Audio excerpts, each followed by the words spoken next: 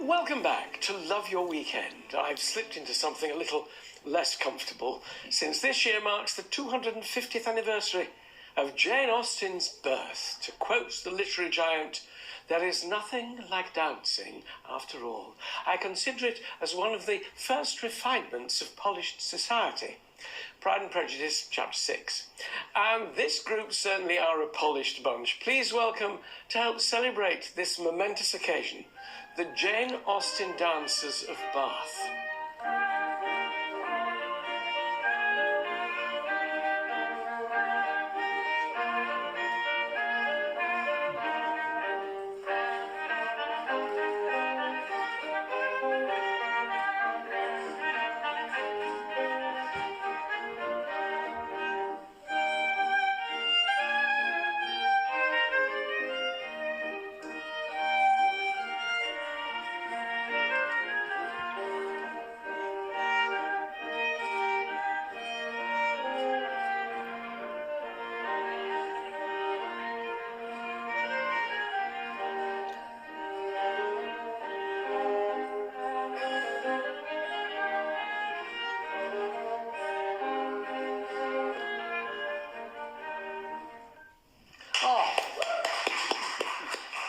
Bravo!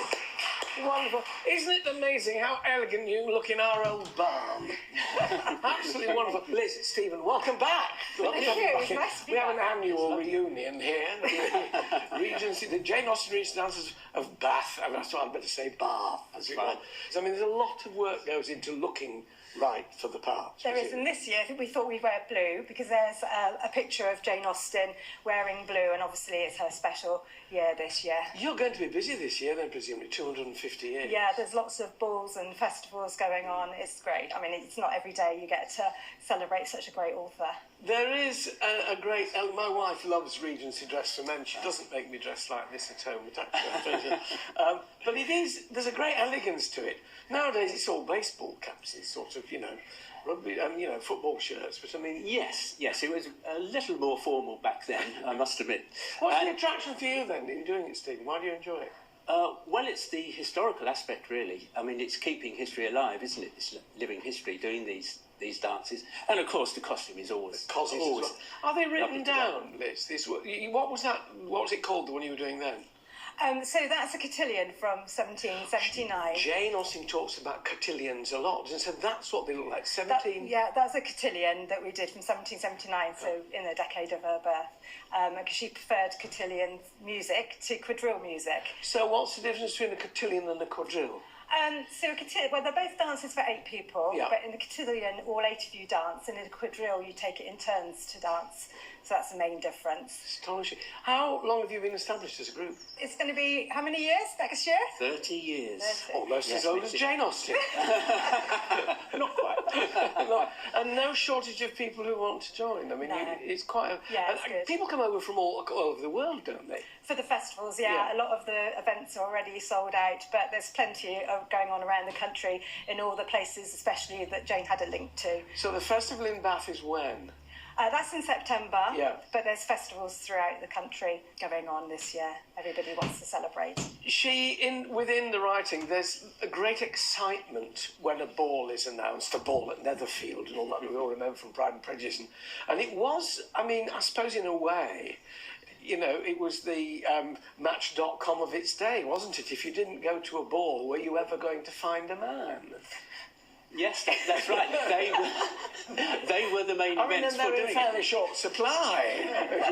Well, I think as well back then, really, there was always a shortage of chaps to do these events. But that was the main matchmaking. I think that was really the main reason for the balls, apart from just entertainment, is to meet people who you may be attracted to or not. Preferably in possession of a small fortune. Oh, definitely. A large fortune would be better. Yes, a single man in possession of a large fortune must be in want of a wife. Exactly. Of course, exactly. Yes. So from the woman's point of view, I mean, it was very early in as we would consider early in your life now, if you were left on the shelf in your late 20s, I mean, that was the end of the world, wasn't it? Yeah, you would be a bit of a burden to your family then. It's a bit like with Jane Austen, nobody knew who was going to look after her when her father passed away. And they just went from home to home until eventually they settled back in Chawton. Which is literally about, 2 or 3 miles from here. She's Yeah. just over the hill. When you're rehearsing, do you rehearse in costume as well? No. I'm so disappointed.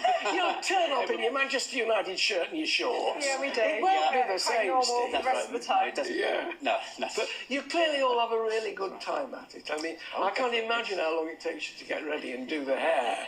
And the lady over there and it's exactly like, it's almost like, I remember seeing Queen Victoria in that sort of hairdo, though of course she's much later than Regency. Strictly speaking then, the time frame for Regency dancing is what? So 1811 to 1820, but Was we the Regency, was the Regency, yeah, but we yeah. expanded to Jane Austen's lifetime. So 1775 on to 1817, and a bit further on to the end of the Georgian era. And when people all gather together at these balls, it must be an amazing sight to see. How many people come to these enormous events? So the most we've ever had was 300 in one venue. All in Regency dress? Yeah, all in Regency dress, all dancing practically at one time, which was great to see them. Do you dance to a little band and orchestra, or do it to tracks mostly? I mean, obviously, really rehearsing must be to tracks. Yeah, rehearsing to tracks, but balls, and we obviously have live musicians, just like the ones you heard I say. earlier. How very exciting. Right. Well, having found out about it, and I've always loved Jane Austen, and she's my next door neighbour, she knew the person who owned our house, which is rather nice to know, living in an old farmhouse, and she mentions him Sir Thomas Miller, his name was, and she wrote a letter to Cassandra saying, Sir Thomas Miller has died. I seem to be bringing you news of a dead baronet with every letter. So it's nice to feel that we in our house, while we're there, we have a direct link to Jane Austen, that she knew and lived in it. So I can't get out of it any longer, can I? I've got the frock on, I suppose I ought to give it a go. You're very sporting, you're very kind. Good luck with all your events this year, special year. 250 years since Jane was born. Dear Aunt Jane. Right, tell us what to do. What's your formation? So you're going to do a quadrille, which is the dance for 8 people. Right. So we need to find you a partner and set up into groups of, we're going to do 6 today. So we leave the front so you can see it. So your camera can see it. Okay, right. So we're going to get set up. Right. And Sam is going to partner you. Oh, hello, Sam. Excuse me. Let's go. Okay, Do it properly, Alan. We'll get set up. Lovely to see you, Sam. Thank you. Right. I'm doing this as though I really know what I'm doing.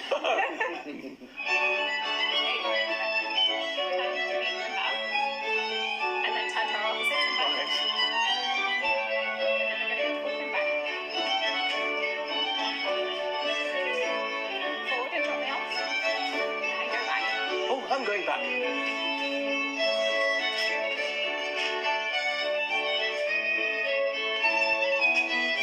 then it's just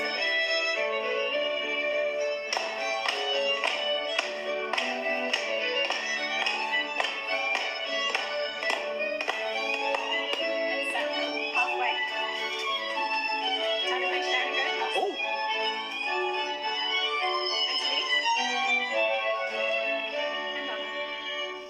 well. The Regency dancers are both well known for their patience in teaching idiots. Thank you to Liz and Stephen and the Jane Austen Dancers of Bath.